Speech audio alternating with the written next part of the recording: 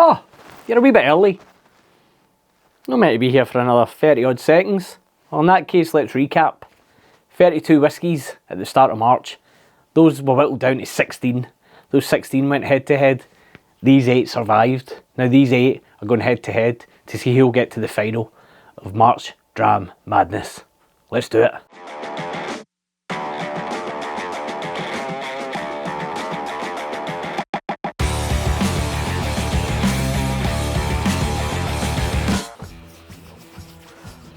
Alright yourself, and welcome back to the Black Lodge. I'm David at Drinks Whiskey, and you're watching the first quarterfinals of March Dram Madness. It's been quite the epic journey to get here. It's been 24 days of whiskey content. This is day 25.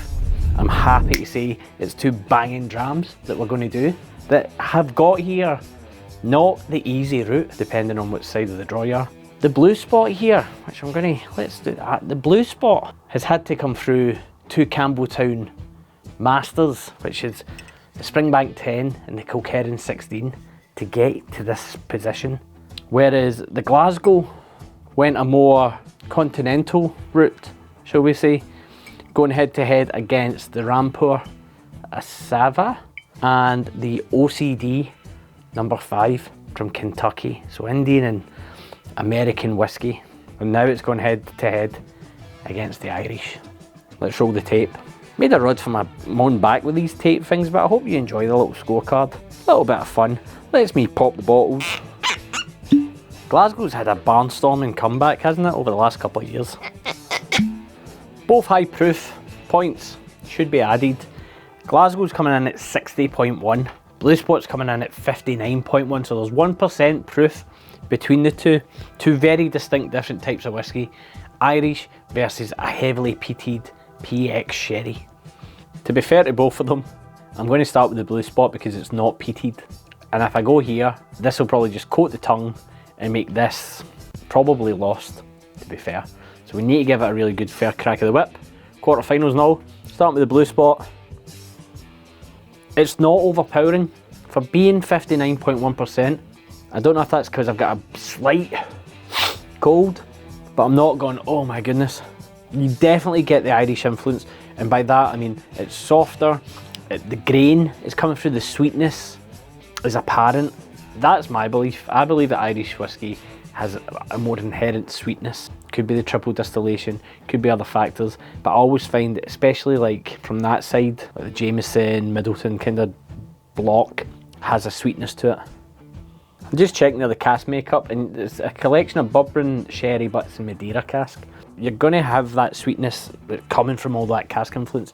There's grain in there, it's not a single malt, unless I've missed something on it. So you're getting those, that kind of fruitiness, but it's a very kind of baked fruitiness. By that I mean like baked apple pie, that short crust pastry, sugary, apple underneath, maybe apple crumbly, if you know, that's what I'm getting.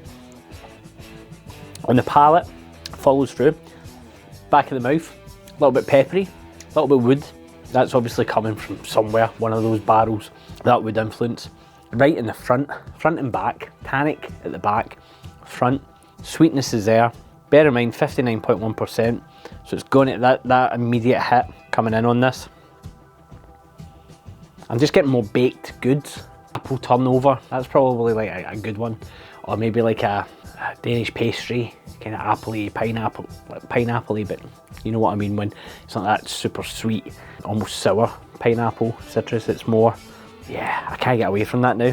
The vanillas, and it's such a great nose on the palate. As I said, a little bit of tannic bitterness, the wood, peppery, still sweet, finding it a little bit drying at the back of the throat. But the nose just develops, and you smell off it, it's just fantastic. It's just such a great example. It's why I love the Blue Spot probably the most of all the spots. It was away for a while, it's came back, it shines. I think it is one of my favourite Irish whiskies, probably the favourite Irish whiskey. I know the Cask Strength Redbreast is very good as well, but they're coming, same stable mates. Little palate cleanse done. Moving on to the Glasgow. Bear in mind, special release, then no nonsense whiskies. Collaboration with them.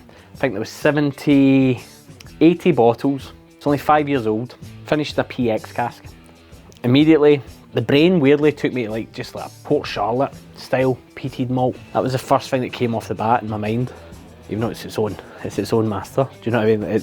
But if you want to know what kind of nose is on it, it's a very coastal peat. It's a coastal peat, and by that I mean it's campfire morning after on the beach. I've said it before, I'll say it again. That's what it reminds me of. It's subdued but tight. It's the PX finish on it is giving it an underlying sweetness. Similar, you could say, to some Lagavulins, which these are all really big compliments considering this is a Glasgow. This has been nowhere near Islay. Remarkable stuff, to be honest. That sweetness right at the front of the palate. Then it goes a little bit green, not green fruit, but more vegetal, plant, and then just sits on the palate, sitting all front of the mouth. It's not hit the back of the throat at all.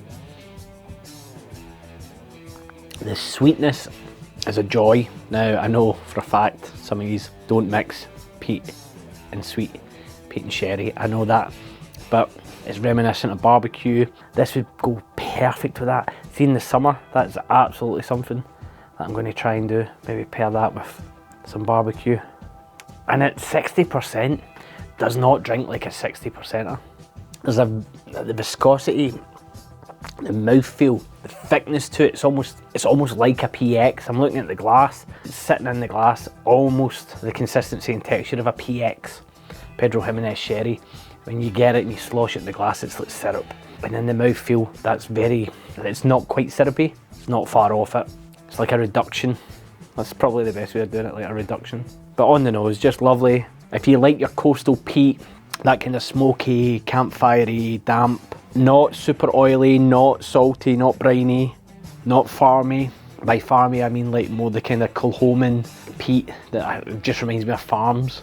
Not TCP, Laphroaig, not super fruity, like I'm basically just rolling off names of Islay malts, but you know what I mean. It sits in its own kind of space.